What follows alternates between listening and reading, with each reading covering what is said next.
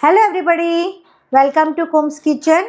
इसके पहले कुछ वीडियो में हमने बताया था कि वेजिटेबल्स को, चावल को, दाल को और पल्सेस को किस तरह से स्टोर किया जाता है।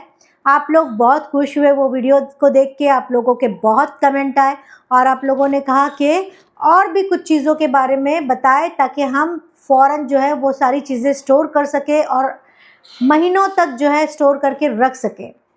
तो बहुत सारी चीज़ें मैंने स्टोर करना दिखाई है। अगर आपने नहीं देखा है तो वो वीडियो ज़रूर देखिएगा, क्योंकि वो वीडियो मैंने ख़ास तौर पे इमरजेंसी के तौर पे या अभी वॉर चल रहा है उस सिचुएशन में हम किस तरह से अपनी चीज़ों को रखेंगे संभाल के, ताकि लंबे टाइम तक हम उसका मज़ा उठा सकें, हम उस चीज़ों को यूज़ कर सकें ताकि कोई तकलीफ़ आने ना पाए। और जब सिचुएशन ऐसी आएगी तो उस तकलीफ़ को हमको झेलना भी पड़ेगा, उस तकलीफ़ को हमको बर्दाश्त भी करना पड़ेगा।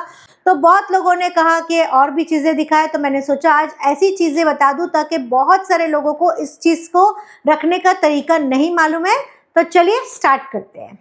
अब फ्रूट्स हम खाने के बहुत शौकीन होते हैं, बहुत लोग को फ्रूट्स जो है बहुत पसंद होता है, लेकिन कभी कभी कुछ फ्रूट्स जो है बहुत बड़ी क्वांटिटी में आता है या तो साइज़ उसका बहुत बड़ा होता है, एक फ्रूट का एक बार में ख़त्म नहीं होता है।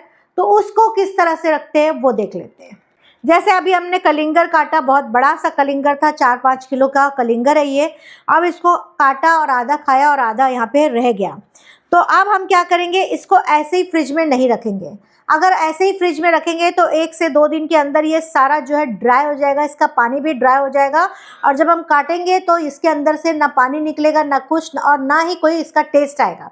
तो इसको सेव करने का तरीका ये है कि इसके ऊपर जो है क्लीन फिल्म लगा दी जाए। तो जब क्लीन फिल्म हम इसके ऊपर लगा देंगे तो ये सेफ हो जाएगा और इसका पानी भी ड्राई नहीं होगा। और कलिंगर जब हम निकालेंगे तो बहुत सेफली निकलेगा, कलर एज इट इज़ रहेगा और ताजगी इसमें रहेगी। जब भी हमको खाना रहेगा हमको लगेगा नहीं कि हम 8 दिन बाद के कलिंगर खा रहे हैं, बल्कि हमको लगेगा कि ये फ्रेश कलिंगर खा रहे हैं हम। तो इस तरह से अगर क्लीन फिल्म लगा दो अच्छे से तो आपका कलिंगर जो है सेव हो जाता है। अब इसको आप फ्रिज में रखो और 8 दिन तक इस्तेमाल करो। इसी तरह से अगर पेड़ है, पेरू है या अनाशपति है, मैंगो है, इस तरह के कोई भी फ्रूट अगर आप काट के भी रखे हो, प्लेट के अंदर भी है, तो उसके ऊपर क्लीन फिल्म लगा लो। तो उससे क्या होता है, सारे फ्रूट्स आपके जो है फ्रेश रहेंगे। इसी तरह से अगर आप सैलड्स काट रहे हो तो सैलड्स में भी क्या होता है, थोड़ी देर के बाद ककुम्बर जो होता है या ककड़ी या टमाटर या प्याज थोड़ी देर के बाद ड्राई हो जाता है और उसका टेस्ट जो है ताज़ा नहीं लगता। तो अगर आपको काट के थोड़ी देर पहले रखना है तो आप क्या कर सकते हो, या 1 दिन पहले रखना है तो आप कटिंग कर लो और उसके ऊपर क्लीन फिल्म अच्छे टाइट से लगा दो और फिर फ्रिज में रख दो। जब आप खोलोगे तो आपको लगेगा कि अभी आपने काटा है। अब बहुत बार ऐसा होता है कि बच्चे या फैमिली में कभी कभी चाट खाना चाहते हैं, कभी कभी टिक्की खाना चाहते हैं, तो कभी कभी सैलड्स खाना चाहते हैं। तो उस टाइम हम सोचते हैं कि अब ऐसी चीज़ें अवेलेबल कैसे करें। और चाट खाना होता है तो चने का खाना होता है, अगर टिक्की खानी होती है तो राजमा का खाना होता है, काबुली चने के कभी बोलते हैं कि छोले कुलचे बना दो। इसी तरह से बहुत सारी चीज़ें जो है घर में खाने की होती है, लेकिन इमरजेंसी में हमारे पास वो चीज़ अवेलेबल नहीं होती है और उसको भिगाए बगैर जो है हमारा काम नहीं होता है। लेकिन इस तरह से अगर आप चने को भिगा देते हो रात भर और ये जो है सॉफ्ट हो जाता है और ये उबलने में भी बहुत आसानी हो जाती है। लेकिन आज हमने चना भिगाया, लेकिन आज हमारा मूड नहीं है खाने का। मूड तो किसी और दिन होगा ना, जब हमारे पास चने भिगे हुए नहीं होंगे। तो इस चने को हम कैसे करेंगे, इस चने को हम रात भर भिगाएंगे, इसके पानी को हम फेंकेंगे और फेंकने के बाद जो है और इसको धोने के बाद पानी को है जो ड्रेन कर लेना है और उसके बाद एक पैकेट में इसको भर लेना है या किसी डब्बे में भर लो, जिसमें आपको अच्छा लगे, जो कंफर्टेबल हो आपके लिए उसमें भर लो और इसकी अच्छी तरह से एयर निकाल लो और फिर इसको जिप लॉक कर लो। इस तरह से जिप लॉक कर लो और जिप लॉक करने के बाद इसको जो है डीप फ्रीज़र में आपको रखना है। ये 1.5 महीने तक आपके डीप फ्रीज़र में आराम से रह जाएगा। जब भी आपका दिल चाहेगा कि चने का सालन बनाना है, जब भी आपका दिल चाहेगा चने की टिक्की बनाना है, जब भी आपका दिल चाहेगा कि चने का सैलड बनाना है, आप फ़ौरन उसको फ्रीज़र में से निकालोगे, कुकर में डालोगे और सीटी लोगे गलने तक और उसको गलने के बाद सीटी को बंद कर दोगे, यानी कि आपको भिगाने का टेंशन बिल्कुल भी नहीं रहेगा। आप सीधा फ्रीज़र से निकालोगे और इसको पकाना शुरू कर दोगे। इसी तरह से आप काबुली चना है, राजमा है या जितने भी कठोर वाली आइटम है, रात में भिगा दो और सारी चीज़ों को स्टोर कर लो। स्टोर करने के बाद आप जब जी चाहे तब आप पका सकते हो। तो इसी तरह से ये सॉफ्ट रहेगा, रात भर भीगा हुआ रहेगा तो ये नरम सा हो जाएगा और ये 1 से 2 सीटी में आपका चना या कठोर गल जाएगा। इसी से आपकी गैस की भी बचत होगी। यहाँ पे हमने मूंग की दाल भिगाया है। अब मूंग की दाल या कोई भी किस्म की दाल जो है आपको खानी होती है, आप फ़ौरन भिगाते हो और कुकर में चढ़ा देते हो या आप बर्तन में चढ़ा देते हो।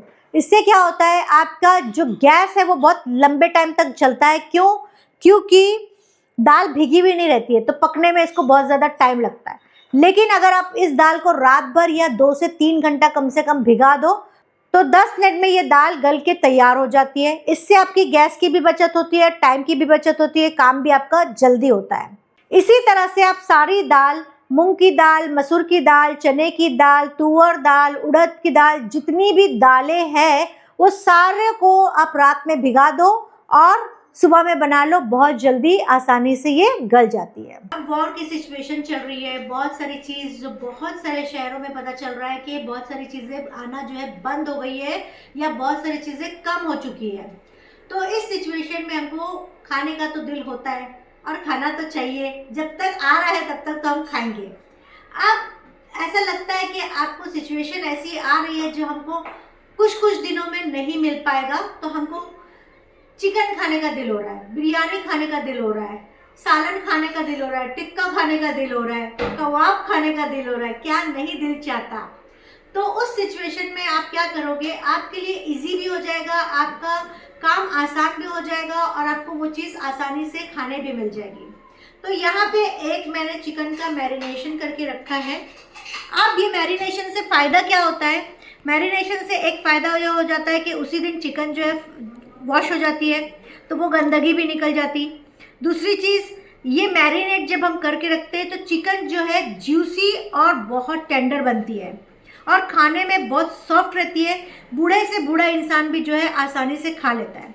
अगर 1 से 2 दिन पहले अगर मैरिनेट करी हुई चिकन रहती है तो बहुत जल्दी गल के तैयार हो जाती है, जिससे हमारा गैस भी बहुत कम लगता है। अब इसको मैरिनेट करके अगर आप फ्रिज में रखते हो तो 1 से 2 दिन आप रख सकते हो। लेकिन अगर ऐसा लगता है आपको ज़्यादा दिन तक रखना है, मेहमान आने वाले हैं या कुछ दिनों तक हमको गंदगी नहीं करना, मतलब एक साथ सारी चिकन मंगाओ और छन्नी में डाल के अच्छे से उसको निथार लो और अलग अलग मैरिनेशन करके रख लो। जैसे चिकन का हमको सालन बनाना है तो एक डब्बा चिकन के सालन का रख लो, मतलब बना के मैरिनेट करके रख लो। और फिर उसके बाद वाइट ग्रेवी है, रेड ग्रेवी है, ग्रीन ग्रेवी है, उसके 3-4 डब्बे अलग रख लो। कुछ दिन हमको कोई दिन टिक्का खाने का होगा, टिक्का का अलग अलग मैरिनेशन करके रख लो। फिर कुछ दिन हमको कबाब्स खाना होंगे तो अलग अलग कबाब के जो है डब्बे बना के रख लो। इस तरह से 1 महीने का मैरिनेशन आप आराम से करके रख सकते हो और 1 से 1.5 महीना मैरिनेशन जो है ख़राब नहीं होता है और आसान ये हो जाता है कि जब भी हमको खाना है निकाला थाव किया और उसके बाद उसको पका लिया।